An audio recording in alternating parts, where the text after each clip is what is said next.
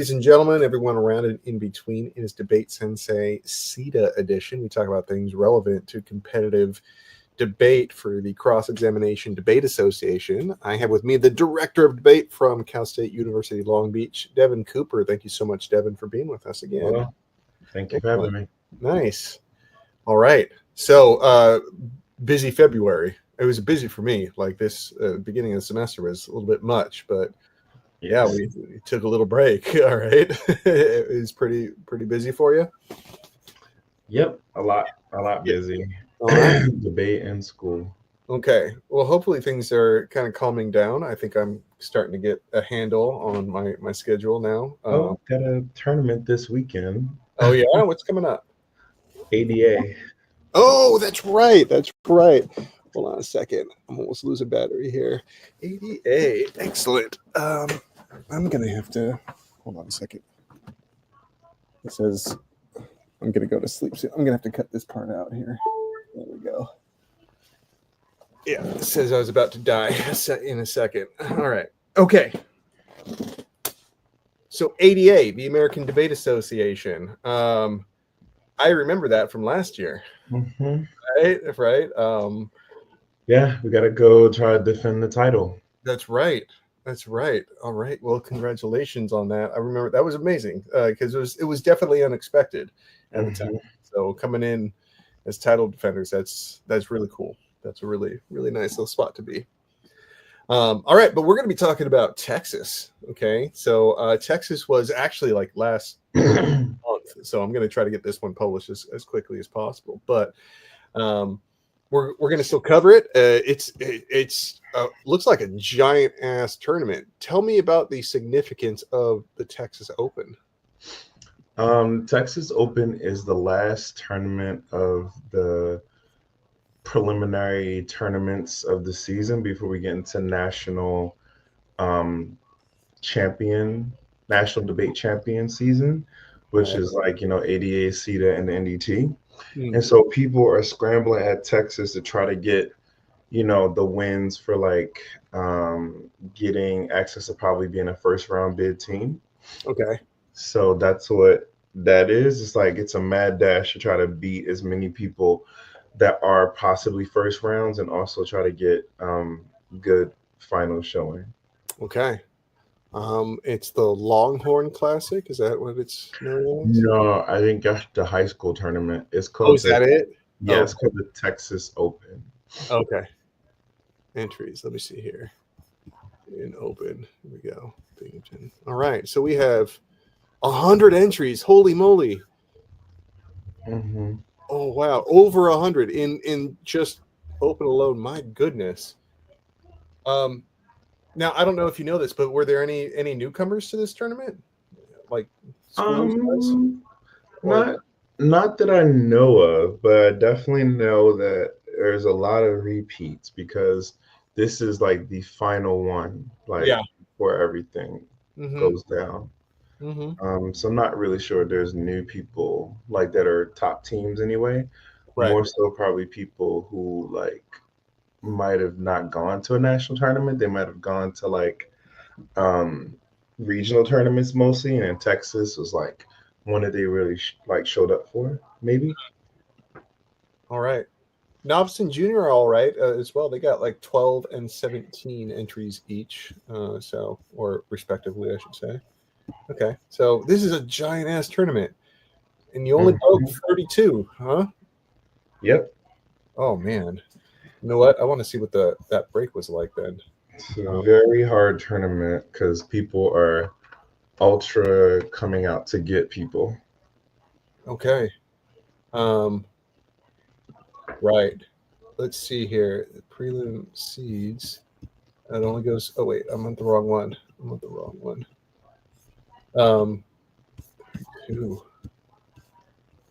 Okay.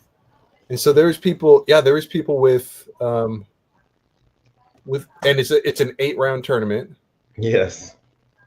Oh man, so there are a lot of winning records that didn't get through. Mm-hmm. Holy moly! Yeah, you gotta be like, you gotta be up there in the 5 with very good speaker points. 4, 5, 6, 7. Oh man, you know what? I wanna mention these people. All right, because they get a winning record and they don't advance. That's too bad. So UTD, that's the University Texas, Dallas. Texas Dallas, was KP, Michigan State BS, Kentucky RS, Northwestern AL, Emory MR, Minnesota PW, Harvard AB. My goodness, those are some big ass teams. Mm-hmm. Are there any of those people that I listed, or any teams that I listed that were kind of was kind of a scandal that they didn't get through, for lack of a better term? I mean, maybe Emory MR is pretty Okay. good team. Yeah. Oh, yeah. That's heartbreaking. It's always, yeah. Okay. Any other debate teams that may have just broke even, and you're like, wow, that's surprising? Well, I think I don't want to, like, did NYU break? Yeah. Or no? Yes. What, the NYU break? Yes. Oh no. Was that what, better or worse than expectations? So I think that's a really good team that possibly didn't break at the tournament. They're really good. Oh, they didn't break any. Okay, so yeah, that's exactly the type of thing. NYU didn't break anyone, and that's unusual, huh? Wow. Yeah. So I mean, it was probably more teams that didn't really break that were really, really good. It's just that Texas is just a bloodbath. Like, it's just like, you know. Yeah. Okay. Kind of like, their state. Right. Nice. Okay. Wow, that's tough. We used to have a tournament at Point Loma and it's right about the same time too, every year, and we called it a bloodbath at the beach, because it was kind of like this. You'd have 90 or 100 debate teams in there, and even winning records wouldn't break on through. Mm-hmm. Yeah, and so I lost a couple of first round out rounds at that tournament. That's always tough. But there was an undefeated team from Kansas. Yeah. That's an accomplishment. Holy moly. I think, hold on, let me check. Oh, and I'm looking at the results too. I see. Are you kidding me? Okay, well, I guess we'll get to that. It's starting to come into focus. I'm seeing what's happening here. Yeah. Okay. Well, congratulations on that. Let's take who are we doing on speaker awards here? Oh, look at you, Curtis, getting 4th place. Congratulations. Mm-hmm. Nice. But the story continues. Number 1 and number 2 are Kansas MR. Yeah. Okay, what are these two people drinking? What's going on? like what is happening? I mean, they were in the finals of the NDT last year, so they come back with a hungry passion to want to win. Okay. Well, one of them was in the finals, yes. One of them was in the finals. Okay. So speaker awards there. Wow. Okay. Oh, and Daniel Curtis's partner is getting 8th place. My goodness. Mm-hmm. Like, I'm seeing here that you had your 3rd seed. Yeah. That is, congratulations. That is amazing. Thank you. Yeah. I mean, their growth is really good. It's really nice. We're trying. Yeah. I mean, there's still growing pains, but I can see that there are some at this tournament. But still, like, come on, like, if you're winning 7 out of 8 prelim rounds and you're getting speaks like that, it's like you're doing something right. You're doing something right. Some of the big breaks here. I mean, McAllister. Okay, how come I don't remember McAllister that well? Oh no, they're pretty good. Yeah, we we went against them in the finals of the Rutgers round robin. Uh-huh. They were like the top seed at Wake. Yeah, they're a pretty good team. Yeah. I mean, of course, we got Emory and Michigan State and Kentucky and Northwestern. It's like all the see, right? I'm only seeing one Harvard. Do they normally break more, or are they kind of depends on the tournament, I think. Yeah. Okay. Well, let's take a look at it. We got 32 people breaking, and in this first elimination round, any big upsets, any scandals in this one? No, I'm not seeing. Not yet. Yeah. So it's octos where it starts happening. Yes. Yeah. Okay. So octos, I see Long Beach dropping to Wake Forest. Wake Forest is 14th seed.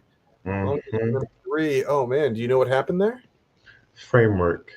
Oh really? Okay. Yeah. And which way though? Is Long Beach on the out? 2-1. We were affirmative.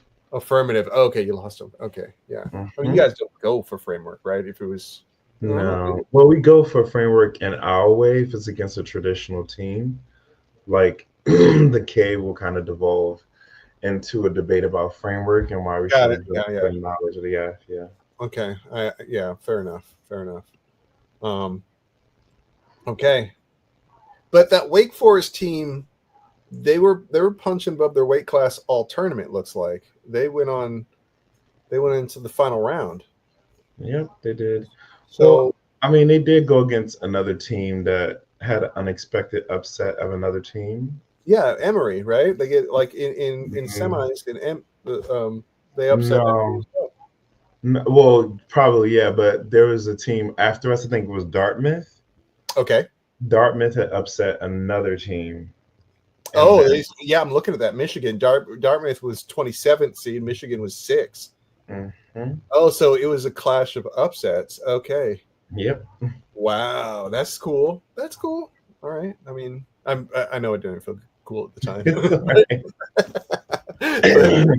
Story-wise, it's kind of like I don't know if the it's kind of nice to see the seeding get upset every once in a while.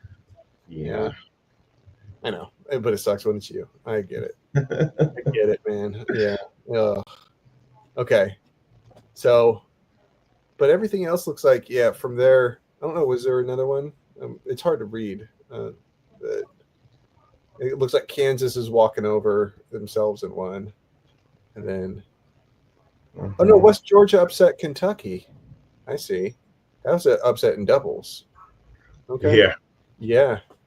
Well, you say that like there's a story behind that. No. Well, no, I don't know much about it. Like, to be fair, I just kind of focus on us a whole lot and like the rounds that I have to judge. Right. But if there was something that's spicy that happened, I kind of like figure it out. Yeah. But I'm not too sure about that round. Was it which Kansas? I mean, which Kentucky was it? I mean, which Kansas was it? No, it was it was Kentucky over West Georgia. I mean, West Georgia over Kentucky. I'm sorry, and the Kentucky team was AM. Kentucky. Oh, is it West Georgia DK? Yeah. Oh yeah. That kind of like could work because like that's a good team. When it comes to traditional stuff. Oh, okay. So when wait, what side were they? It doesn't say what side on the bracket, but I could go back. Cause like I know that they usually sometimes read a ableism K on a negative and like various amounts of picks and stuff. Oh, really? So Georgia, they were neg. West Georgia was neg. Yeah, so they have like all that stuff in their warehouse. Oh, okay. All right. Let's see here. Kansas walks over. We get to quarters. And we got what do we got? We got we just got that one Emory team. We have one McAllister team, Dartmouth, Wake Forest, Binghamton, Georgetown. Oh, we got all right. No closeouts looking by the time quarters are around. All right, we got 8 different. And so, what's this story from here on out? Then, is there?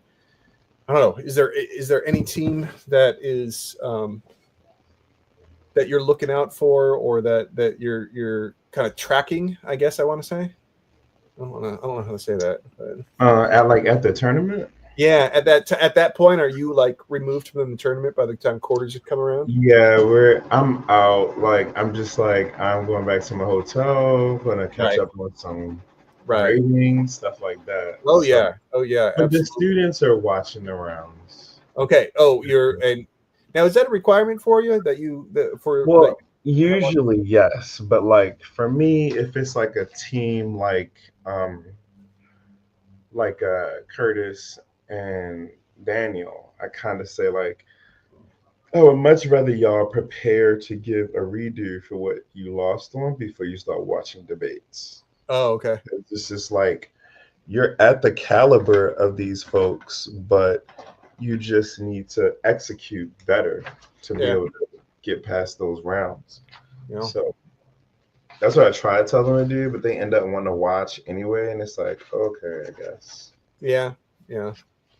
I mean, we have by the time semis comes around, the Kansas Binghamton matchup looks like it's pretty heavy, and Wake Forest goes against the number 2, and they pick up on that one.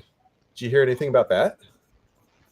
I think I heard a little bit of something that was Wake AF or neg? I think they were AF, right? Yeah, I could go to semis here. Wake was AF. Yeah, I think I heard something about the neg strat not being too good, and that there was some type of non-unique situation going on or something not really offensive. Okay. Yeah, so I think that's what gave them that particular win.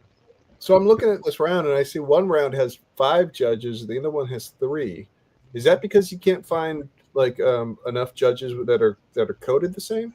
I think it just depends on how the tournament shakes out with who's left on the pref sheet. Okay. Oh, right. The pref, yeah. Mm-hmm. Right. If they're still there. Okay. Understandable. As long as it's fair there. Okay. And but Kansas MR just cleans up on this one. I mean, they go undefeated the whole tournament. Yeah, we were their 8th round matchup, I believe. Oh yeah, that's right. Okay. So undefeated. How many? And I don't know how many. It doesn't look like they're dropped. They couldn't have dropped too many. They got 1 and 2 on the speaker awards. What else we got? How many? I'm taking a look at how many ballots they dropped. They walked over on that one. They dropped 1 ballot the whole tournament. 1 ballot. Wow. And that was in finals. It's pretty great. Yeah, good. Oh, no, that wasn't final. It was semis. They dropped it. Wow. Okay. I mean, yeah, you got to give it to them. I mean, you got to give it to them. They just, and so what's their approach like? They're straight up. Yeah. I mean, do they have an AF that they're known for? Not really, but I know when it's like us, it's like carbon tax. Carbon tax? Okay. Yeah.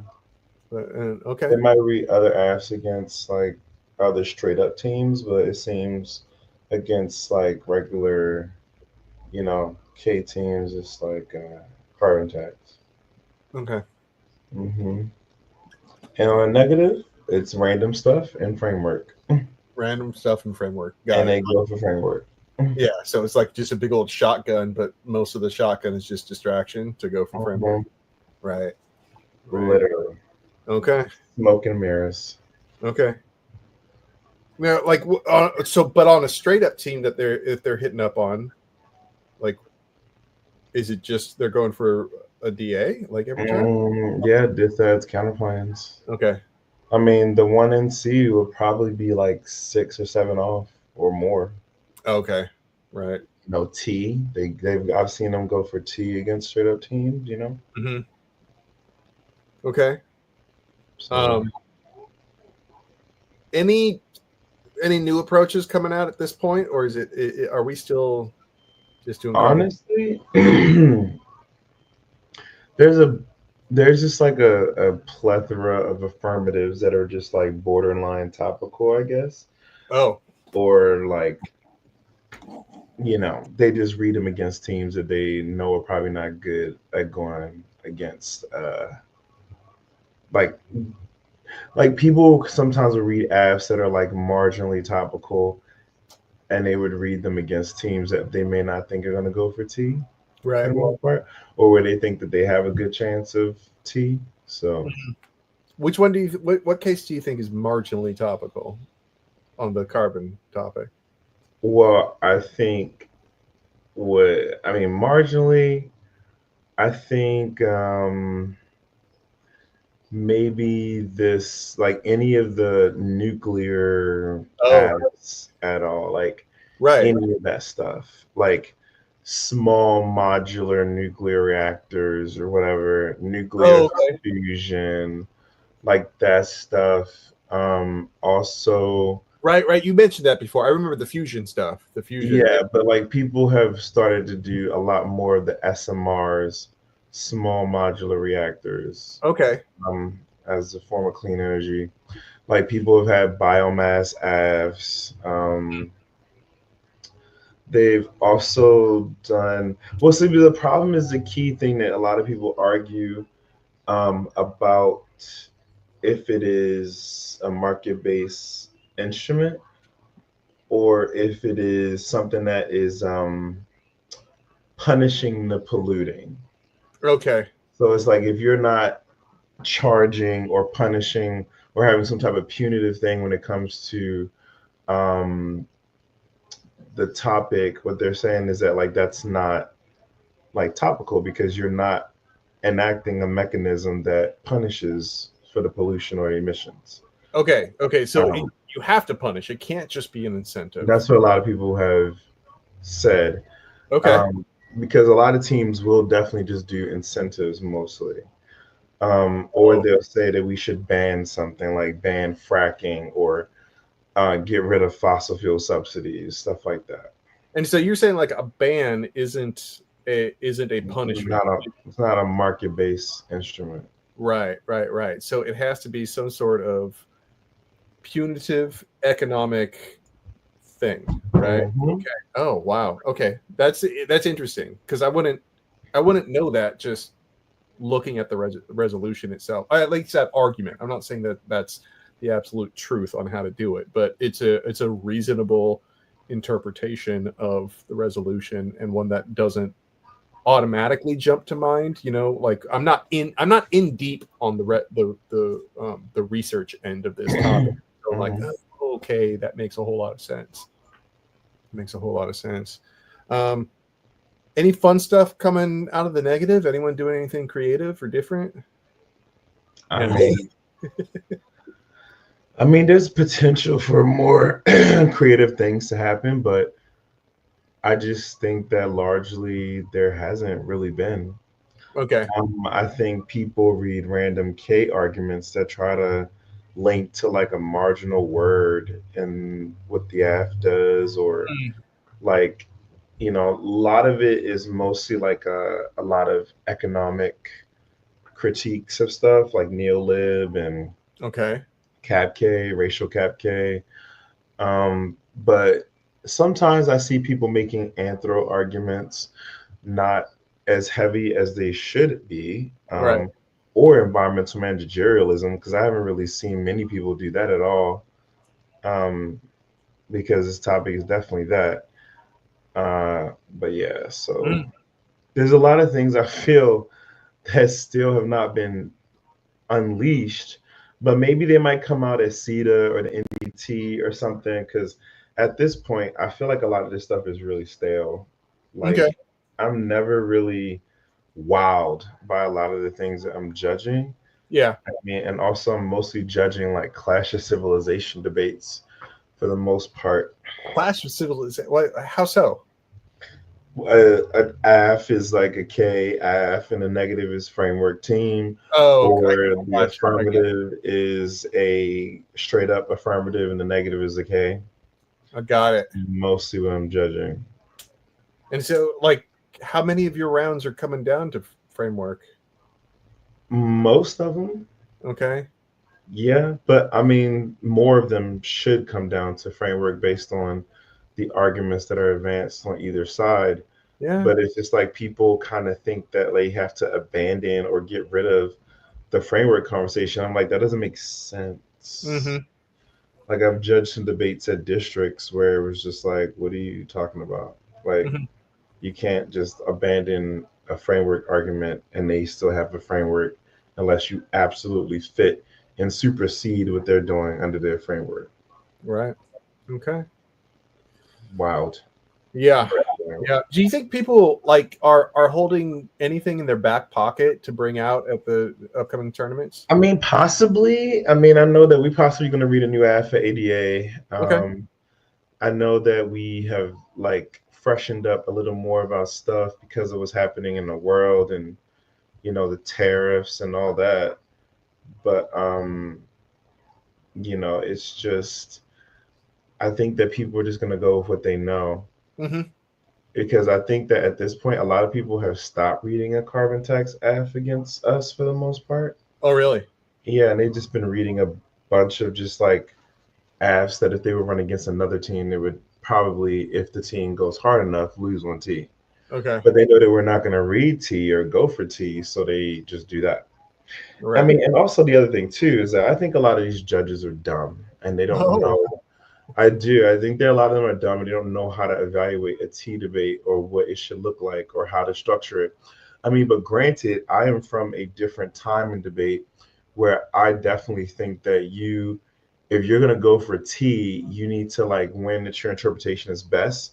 You need to win that there is some loss of ground or some advantage that the affirmative gets that the negative does not get because of the interpretation, and prove like some level of abuse. Like not just talk about a bunch of potential abuse, but like if you say that you don't get to have links to a certain argument, like run the argument and let them no link it or stuff like that. But a lot of people just think that, oh, I'm not gonna run an argument, I'm just gonna go for T just wholeheartedly. It's like I get that, but like this is a space that's about proving how you've been harmed and how they've skewed the debate. And just thinking about the idea that potentially it could have construed the debate is not enough for me. I need to see some demonstration, and also what is the clear bright line between what is topical and what is not. So, it took me a long time to learn that lesson because I remember like that was something that I was only really able to grasp like in my fourth year. Now part of it might have been I was in Parley, you know what I mean? It's like, and so we're kind of playing with a lot of different other stuff, but that's exactly how I know topicality to be. It took me forever to understand that, and yeah. And I think one thing that really helped me was to, I don't know, if I step back and was just honest with myself about what do I really think this topic is about, I'm like, and what would I really argue on the neg for this? That made topicality so much easier because then that's where it's like, okay, I really think that this argument should be made in this debate, and you're trying to remove it by definitions, and then I had a whole new appreciation for topicality when I kind of realized that, you know what I mean? It's like if you're just honest with yourself about what this debate is supposed to be about, what do you think that like the central core issues are, and then I'm going to argue that on the neg. You just commit yourself to it. It makes topicality so much easier and clear. Yeah, but some teams are just like obviously being abusive and they know it, and they think right. That's what I'm saying. Yeah. You enter debate thinking I'm going to play games. Like you miss opportunities to like really take some advocacy on things, to really kind of go, all right, what's at the center of this? Like, let's dive in. Let's like really discuss these things. And so, yeah, I don't know. Very true. And maybe I'm just preaching to the choir. But but I mean, I think that the game part that you're talking about, I think we're gonna go hard against that now. Yeah. Because I think the gamification of debate is like the internal link to all of the framework stuff that people are making. Yeah. And I think that some of us don't want to play a game in the way that you want to do it. Yeah. So definitely revamping all the framework arguments now, because we're about to go to ADA, which is mostly going to be all framework on both sides. Right. Okay. Yep. Well, good luck defending your title if at Long Beach there, huh? Thank you. Yeah. All right. You know what? I really want to talk about what we never got to. Well, you didn't even get to talk about how like it was a week after like the Trump took office or something like that when this happened, or 2 weeks at most. Yeah. I want to talk about how that has changed the activity. All right. And maybe in the upcoming ones in the near future. All right. Excellent. Hey, thank you, Deven, for giving me a little bit of insight into a community that I don't really get to visit all that often. You're welcome. All right. I'll see you later. All right. Thanks.